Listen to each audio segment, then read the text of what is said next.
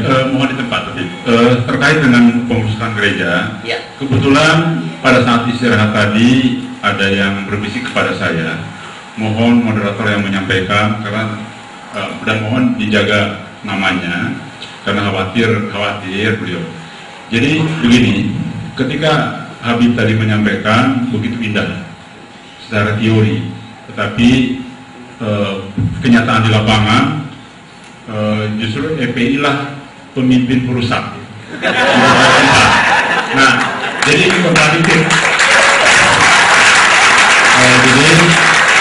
Jadi ini kontradiktif antara yang harus disampaikan dan kenyataan di lapangan. Nah ini beliau mengatakan tolong tadi disampaikan ke Habib untuk dijawab. Baik, silakan.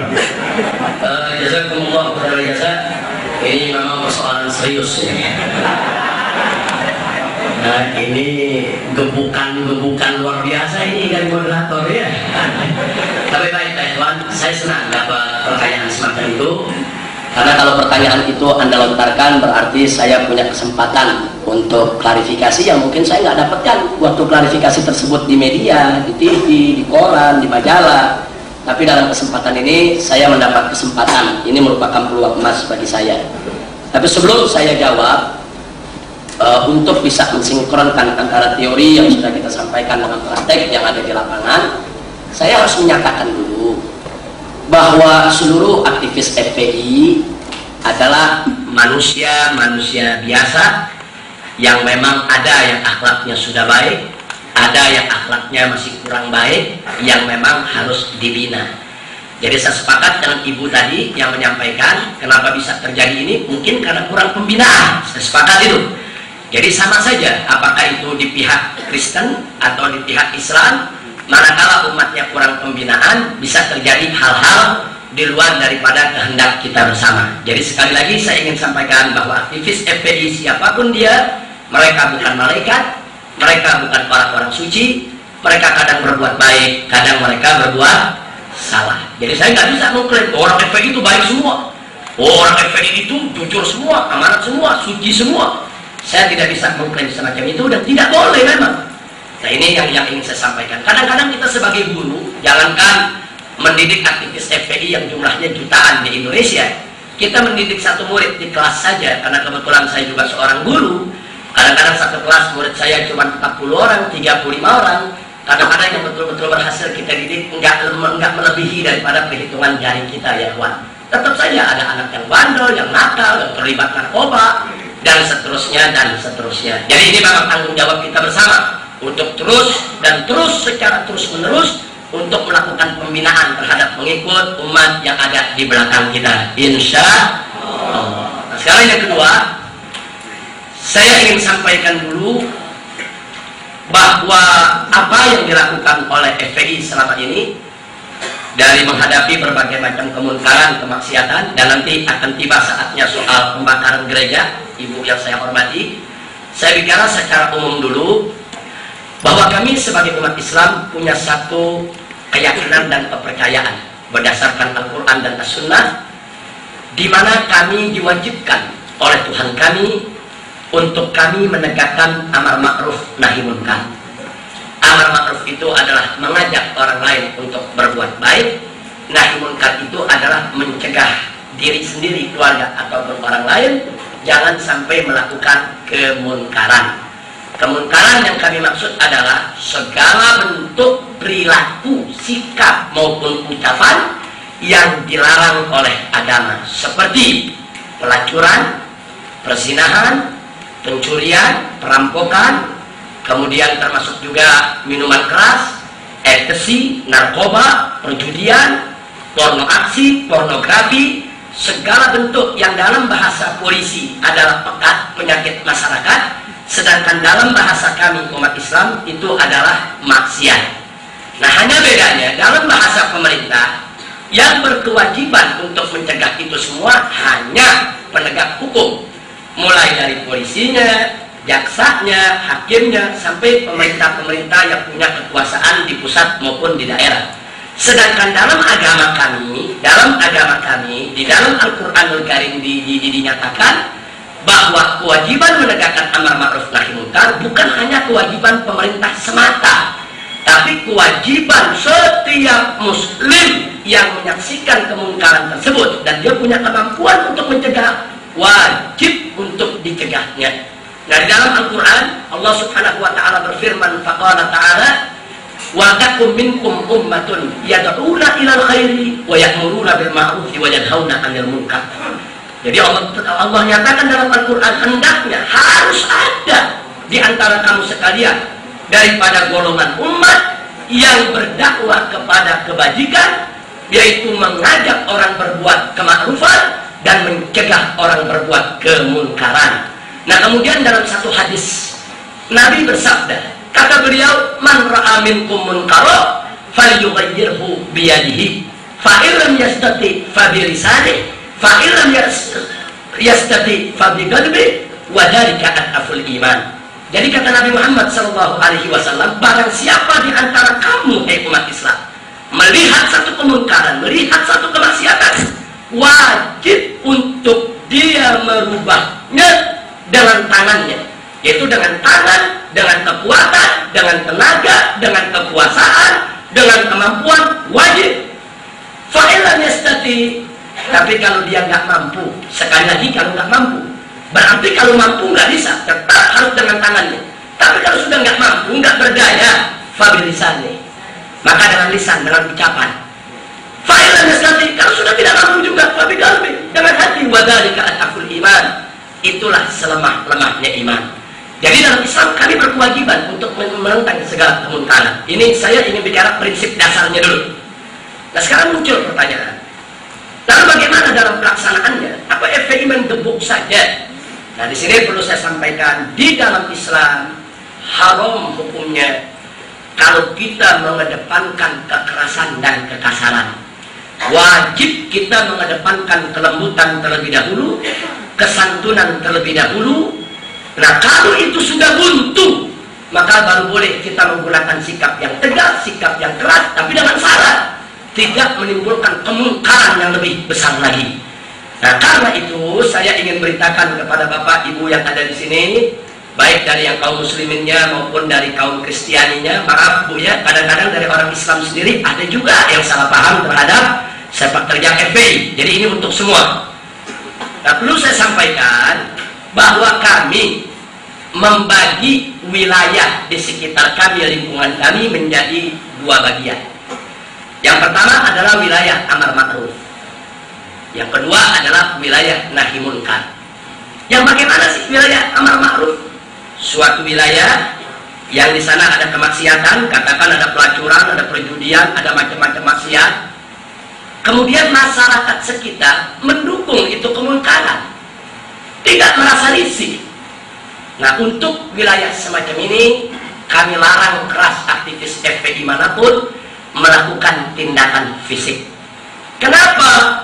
Karena akan mengantarkan kepada konflik horizontal, dan itu akan membawa kepada kerusakan yang lebih besar lagi. Jadi maksiatnya akhirnya tidak bisa diatasi, mungkin bisa timbul konflik horizontal yang bisa meluas. Nah, untuk wilayah ini kami sebut wilayah amar ma'ruf. Kewajiban kami mengirim juru dakwah, mengirim guru, mengirim ustadz, membuka majelis taklim untuk memberikan pengajaran dan nasihat kepada masyarakat setempat tentang bahaya kemaksiatan tadi bagi kehidupan umat dan masyarakat di dunia ini. Nah, kemudian yang kedua, wilayah nahi munkar, yaitu satu wilayah yang di dalamnya ada kemunkaran, kemaksiatan, ada judi, ada ekstasi, ada narkoba, ada macam-macam kemunkaran. Nah, ternyata masyarakat sekitarnya nggak suka. Cuman masyarakat sekitar nggak punya keberanian untuk menghentikan itu karena, maaf, ada oknum-oknum yang membackingi dengan kekuatan jabatan, kedudukan, dan wewenang. Nah, akhirnya masyarakat nggak bisa berbuat apa-apa. Nah, di wilayah seperti ini, kami dari FPI berkewajiban untuk membantu masyarakat, membangkitkan keberanian mereka, mendorong mereka bekerja sama bagaimana caranya untuk kami stop kemungkaran yang sudah tidak diinginkan oleh masyarakat tadi. Nah, ini kami sebut wilayah nahi munkar. Wilayah semacam inilah yang menjadi wilayah operasi kami untuk kami hentikan segala kemungkaran yang ada. Itu pembagian. Tapi nggak sampai di situ, Bu, Pak. Untuk menghentikan kemungkaran tersebut, kami punya prosedur standar. Apa prosedur standar yang ada? Pertama, harus berdasarkan laporan masyarakat setempat. Jadi kami di Islam nggak boleh tuh ngorek-ngorek kesalahan orang, ngintip-ngintip, mengintelligeni, enggak. Kami berdasarkan laporan masyarakat, itu syarat pertama. Nah, kalau masyarakat sudah lapor, kami kirim tim investigasi untuk membuktikan kebenaran laporan tersebut. Nah, jadi bukan kami yang sekonyong-konyong memata-matai, tidak. Karena Islam nggak mengajarkan untuk ngorek-ngorek kesalahan orang.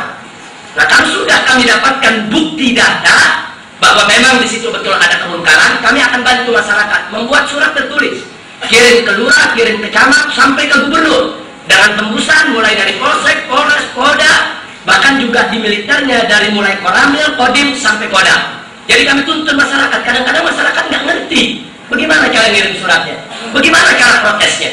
Nah, itu kami tuntut. Nah, setelah itu surat kami berikan, kami tunggu 1 bulan, 2 bulan, kami mau lihat reaksi mereka.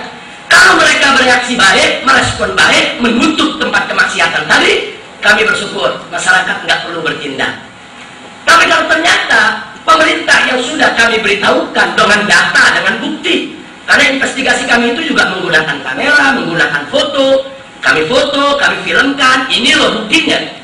Nah, setelah itu direspon dengan baik, selesai. Kalau tidak direspon dengan baik, maka kami akan mendorong masyarakat bersama FPI untuk melakukan aksi damai. Kita demo ke DPRD, demo ke gubernur, itu yang kami lakukan. Andai kata semua jalan yang sudah prosedural masih tidak menyelesaikan persoalan, maka kami akan mengambil inisiatif lain untuk menyelesaikannya. Nah, jadi ini yang jadi masalah. Cuma yang jadi problem, usaha kami yang prosedural itu tidak pernah diangkat di televisi, tidak pernah disiarkan di media, di koran, di majalah, tidak ada. Nah, begitu nanti sudah terjadi sesuatu hal, terjadi benturan fisik, nah itu merupakan anti klimaks daripada persoalan yang sudah bertumpuk-tumpuk, bahan itu yang dimasukkan ke televisi, sehingga menimbulkan image seolah-olah FPI main gebuk, main hantam, main serang. Itu semua tidak benar. Saya punya pengalaman.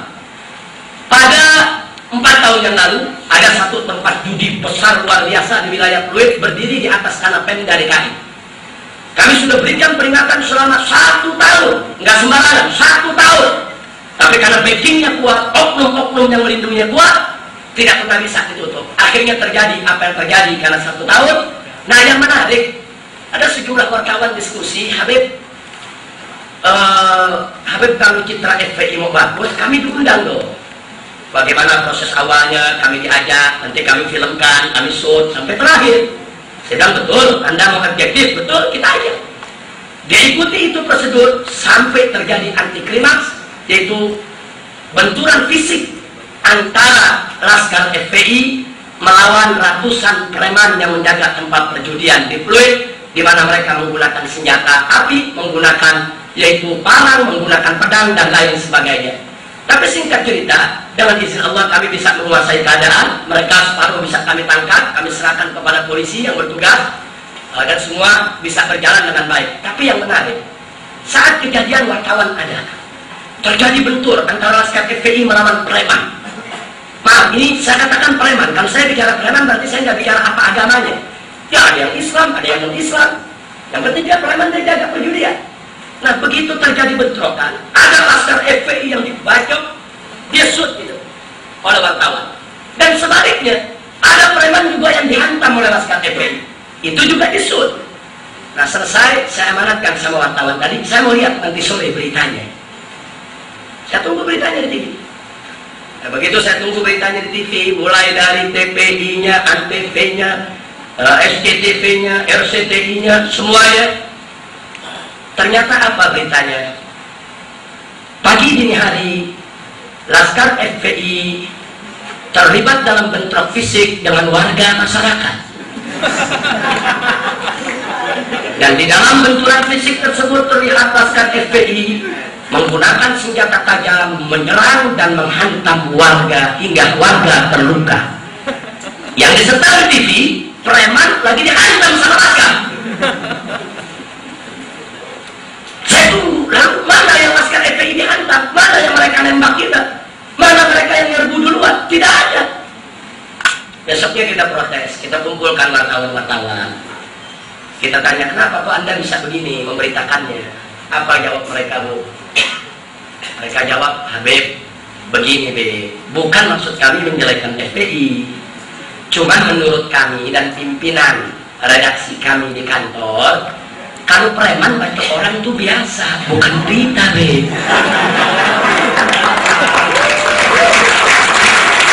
Tapi kalau naskah hantam preman pakai piki putih, baju putih, ini luar biasa, baru berita.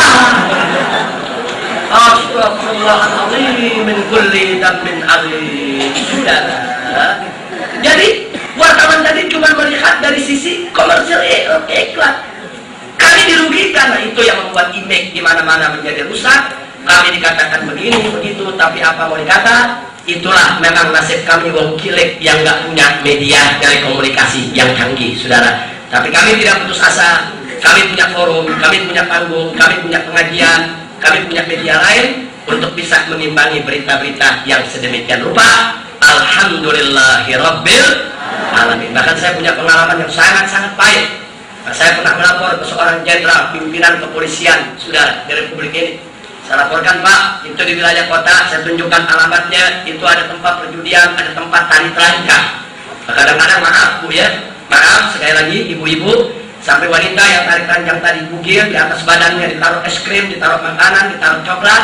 Lelaki hidung belang datang membayar untuk menikmati daripada es krim di atas tubuh daripada wanita yang sudah bugil tadi.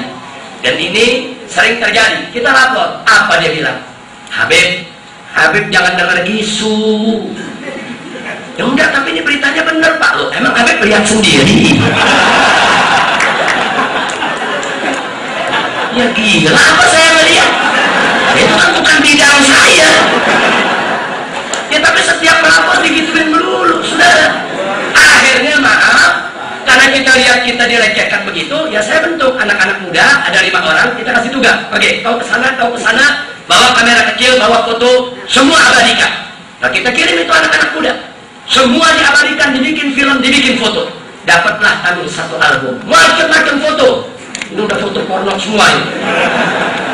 Begitu dapat kami gandakan, kami buat, kami kirim ke Kapolri, kami kirim ke Kapolda, kami kirim ke Menteri Agama, kami kirim ke Menteri Menko Kesra, kami kirim sampai ke Presiden. Kami kirim, saya katakan kemarin saya nggak punya bukti, ini buktinya. Alhamdulillah.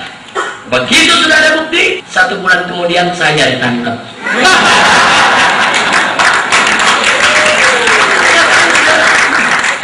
Jadi artinya kepada ibu yang saya hormati, itu semua permainan media.